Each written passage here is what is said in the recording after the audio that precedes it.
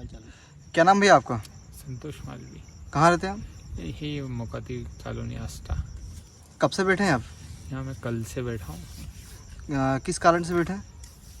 मेरी पटवारी में चयन हुआ था 2008 में, और उस समय मेरा 12 में ट्रेनिंग करने के बाद जब नियुक्ति प्रकरण हुआ, उस नियुक्ति प्रकरण में उन्होंने बताया कि आपका जो डिप्लोमा है कंप्यूटर वो 7/7/2008 के बाद का है। लेकिन उन्होंने सिर्फ सीहोर ज़िले में ये नियम लागू करा।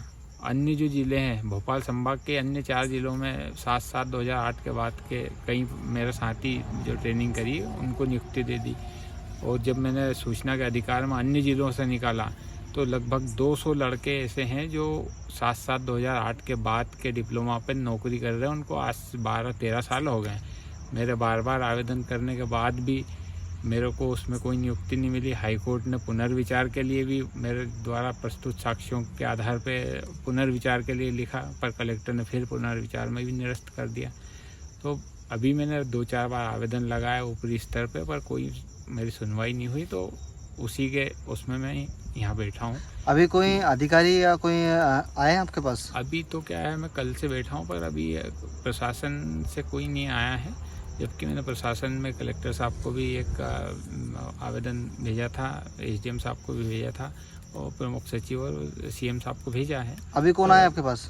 अभी तो ये भाई साहब आए हैं, तो इन्होंने थोड़ा सा मेरे से जानकारी ली है। अब जो भी मदद होगी ये करेंगे।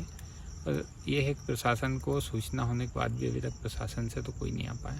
आगे क्या रणनीति रहेगी, क्या मांग है आपकी? देखो, मांग तो क्या है, मांग सिर्फ ये है कि जिस नियम और शर्त के अधीन अन्य जिलों में आपने नियुक्ति दी है 7/7/2008 के बाद के डिप्लोमाधारी उम्मीदवारों को, उन्हीं नियम और शर्त के अधीन मुझे भी दी जाए। न्यायालय के अंतिम आदेश के अधीन मुझे भी दी जाए। कोर्ट में केस मेरा भी विचाराधीन है, तो आप चाहें तो मुझे भी नियुक्ति दें, या फिर अगर मेरा चयन गलत तरीके से, मैंने कि मेरे को गलत तरीके से मेरा डिप्लोमा है, तो फिर जिन लोगों का 7/7/2008 का बाद का वो भी गलत तरीके से नौकरी कर रहे हैं उनको भी निकालेंगे। तो मेरा कहने का मतलब, अगर उन्हें कुछ राहत दी गई है तो वही राहत मुझे भी दी जाए, मुझे भी नियुक्ति दी जाए। क्या नाम है आपका? मनोहर सिंह पंडितिया।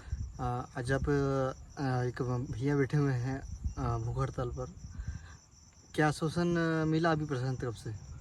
नहीं, मैंने कलेक्टर को फ़ोन लगाया था, तो कलेक्टर साहब का ये कहना कि यार रात में क्यों सूचना दे रहे हो, आप सुबह मेरे उसे व्हाट्सएप पे कर देते, मैं सुबह बात करूंगा इस विषय में।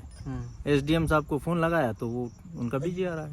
अच्छा। बार बार बिजी आ रहा है। कब से बैठे हैं ये 2 दिन से बैठे हुए हैं, और मेरे को भी आधा घंटे पहले एक सूचना मिली थी कि यार एक व्यक्ति भूख हड़ताल पे 2 दिन से बैठे हुए हैं।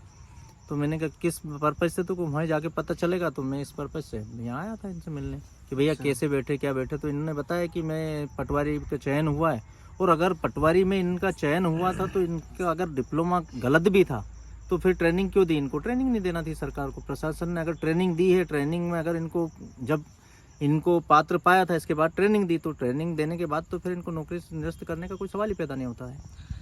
अभी आप आए हैं तो क्या लगता है आपको?